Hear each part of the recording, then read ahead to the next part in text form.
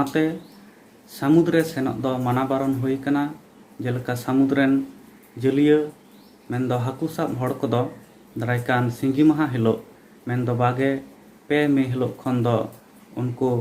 जलिया Haku साब बारन हुई कना सामुद तालामाला रेदो। सारी न्यूज रे सनाम को सागुन दाराम नोते दिसोम रे आजारते मानमी जीवी हाले डालेक कना ओना दुख रे आरहों पाचाराते सेटेरोक कना गुरलेव हय बाड्डो पश्चिम बांगला और उड़ीसा पनत रे नोआ हय बाड्डो रे झापटावते दा जाड़ी हों दाराया मेनते बाड़ायोक कना। बंगोपसागर काता जापा जिला सावते बानार 24 परगना पूर्व मेदिनीपुर पूर्व बर्धमान हावड़ा हुगली नदिया पुरुलिया पश्चिम बर्धमान बाँकुड़ा बीरभूम मालदा मुर्शिदाबाद झाड़ग्राम कोलकाता एमान जिला करे संतर ताहेन सरकार पाहटा खन को सदर आकादा। आबहावा रेया रिपोर्ट गे उड़ीसा खन कालीराम मुर्मुई साब राकाब आकादा। नोआ झारला झारली सितुंग रे रेयाड़ दो सानाम गेको खोजोआ मेनखान सिरजनिया जुदी ओना रेयाड़ बदलते गुरलाव भांडो एमोआ एनखान अकय कुसिया। हें ओनकागे नेस हों मिद गुरलाव भांडो सिरजनिया आबो को साबांग रे सेटेरदा ओना दो हुयुग कना अडी बतरान जस। दिन कलम जेलका पारम कना मे चांदो दिन कलम मे चांदो रेया 25 तारीख रेगे 29 मे तारीख रेगे दिन कलम आबो को झपटा कते पारम सेन कना आमफान उनी आमफान जेलका आबोआ ओड़ा दुआर ओड़ा चाली को ओटांग लेदा जेलका आयमा दारे उठकाव लेदा जेलका बिजली बत्ती बिजली तार कारेंट तार को सनामे तोपा उतर लेदा आरहों उनकागे नेटवर्क प्रॉब्लम से टावर खुंटी होय उल्टाव लेदा। उनी आमफान जेलका पारम सेन कना नेस तो उनकागे मने हुयुग कना ओना खन हों आरहों जास्ती दाड़ायान गुरलाव भांडो नेसी जहां दो ओमान दिसोम को nyutum कादेया जस उनी जस के सेटेरोक कना। गापा मेनदो 22 मे हिलोग गे उनी दो एहबोक कना बंगोपसागर ना तालामाला रे आर इन तायम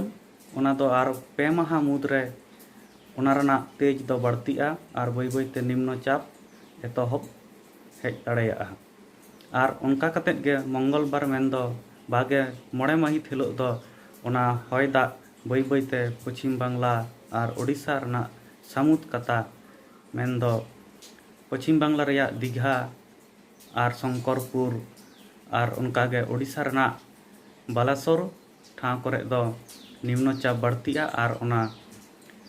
हय भांडो मेनदो गुरलाव जहां साइक्लोन ओना दो दारायकान मे रना 26-27 23 खन 26 हाबी ओना 23 माहा हिलो सेता खन गे एतहब दाड़ेया ओना गुरलाव भांडो दो ओना गुरलाव भांडो टेकाव दाराम लगित गे पश्चिम बांगला सरकार पाहटा खन पश्चिम बांगला रे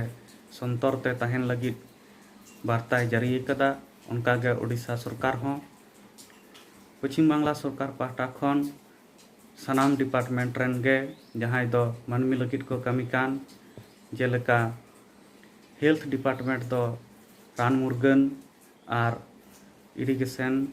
NDRF एमान को दो हड़ को दुख सहा लगित अक्तरे जम न्यू सेटेरा को लगित और उनकागे इलेक्ट्रिक और नेटवर्क नुकु को हों आको परिसेवा अक्तर को एम दाड़ेया मा ओना लगित उनको हों संतरते ताहेन को मेन आकाद कोआ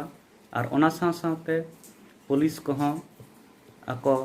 सनाम लेकान गड़ो को एमोग मा ओना लगित उनको को हों मेन दोहो आकाना। और ओनाते सामुद रे सेनोग दो माना बारन हुई कना जेलका सामुद रेन जलिया मेनदो हाकू साब हड़ को दो दारायकान सिंगी माहा हिलो मेनदो 22 मे हिलो खन दो उनको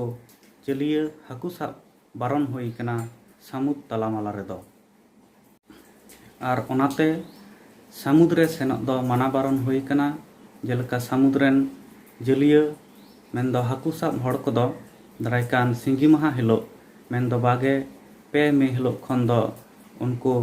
जलिया हाकू साब बारन हुई कना सामुद तालामाला रेदो।